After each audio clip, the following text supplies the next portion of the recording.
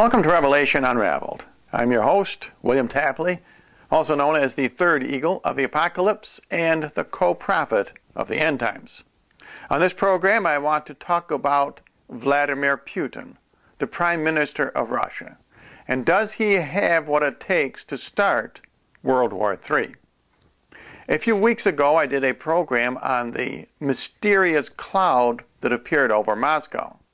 And a YouTuber pointed out to me that this cloud appeared on the birthday of Vladimir Putin. I believe this cloud was a warning from God, not only to the rest of the world, but also to Putin himself, not to start World War III.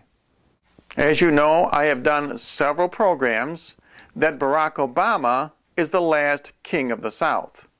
On this program, I want to talk about how Vladimir Putin is the last king of the North, as found in Daniel chapter number 11. We are going to look at two different versions of chapter number 11, the Douay-Rheims Catholic version and the King James version. Although they are practically the same, there are several important differences which we need to understand in order to ascertain whether Putin is this last king of the North. And I should also mention that these 18 descriptions of the last king of the North indicate a precursor of the Antichrist, because of course 18 is a combination of 6 plus 6 plus 6. Now in this first verse, Daniel writes, "And the king shall do according to his will." And the King James is almost the same. "And the king shall do according to his will." Certainly, Vladimir Putin can do just about anything he wants in Russia. And his second attribute, "And he shall be lifted up and magnify himself against every god," in the King James. "And he shall exalt himself and magnify himself above every god." Now, every god in this case would not mean the God of gods, but rather anything of power in the Soviet Union. Certainly, there is no institution in Russia, including the Russian Orthodox Church, that has authority over Vladimir Putin. And the next attribute, "And he shall speak great things against the God of gods." And now we are talking about God Almighty. "And shall speak marvelous things against the God of gods." The two versions are almost the same. Now, I'm not sure if Putin displays his atheism in public, but when he was interviewed on the Larry King program, Larry King asked him, "Do you believe in a higher power?" And Putin said, "I believe in man." Thereby he was clearly indicating that he is an atheist, and he was proclaiming this publicly. And next, "And shall prosper till the wrath be accomplished, and shall prosper till the indignation be accomplished." Now the wrath or the indignation refers to the 7 years of tribulation. This passage clearly indicates that this last king of the North will survive until Armageddon. However, this last king of the North is not the Antichrist. I believe Putin is the first Gog in the book of Revelation. That is, he is the last precursor of the Antichrist.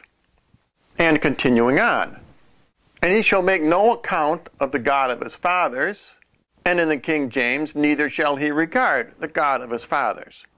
Now the God of his fathers in this case does not refer to his own personal father or grandfather, both of whom were communists. This refers to the Russian Orthodox religion. That is the faith of his fathers regarding his national identity.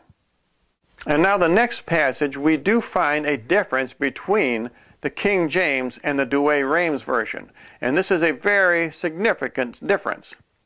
The Douay-Rheims says, "And he shall follow the lust of women," whereas the King James says, "not the desire of women." And I am not sure which translation is correct. Clearly, this last king of the North has some kind of disconnect with women. There are many photographs, for example, of Putin parading around without his shirt on. There is another very odd photograph of him when he lifted up the shirt of a young boy and kissed his stomach. Now, we really don't know what Putin's private life is like. He is married and he has several daughters.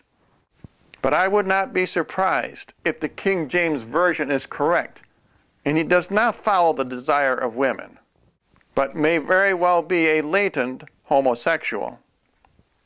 Continuing on with number 7 on our list, and he shall not regard any gods, nor regard any god. Again, a clear indication that this last king of the north is an atheist. Number 8, for he shall rise up against all things. And number 9, but he shall worship the god Maozim in his place. Now, I believe that Douay-Rheims is correct in transliterating Maozim. In other words, leaving it the exact same word as the original, because this word Maozim indicates Muslim. Now, the King James says in number 8, for he shall magnify himself above all, but in his estate he shall honor the God of forces. Now, forces is correct as far as translating Maozim, but I believe this should indicate a people, and Maozim, therefore, is better.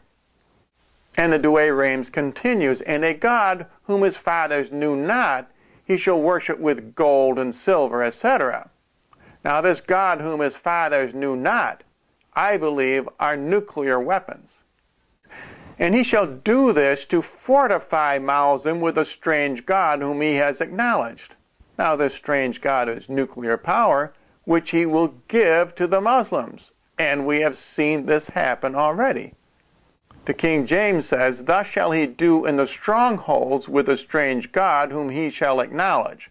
Now, this is similar, and strongholds is correct as far as fortify Maozim.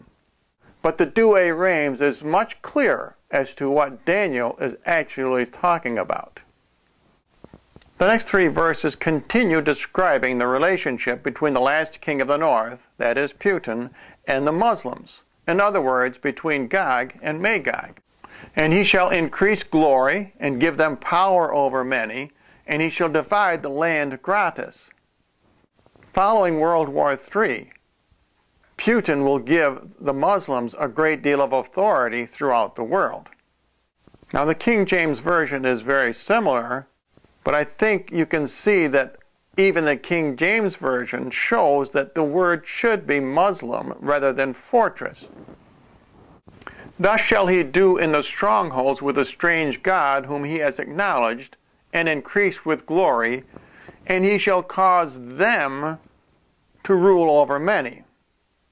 Well, this refers back to strongholds, and it doesn't seem as if the strongholds would rule many.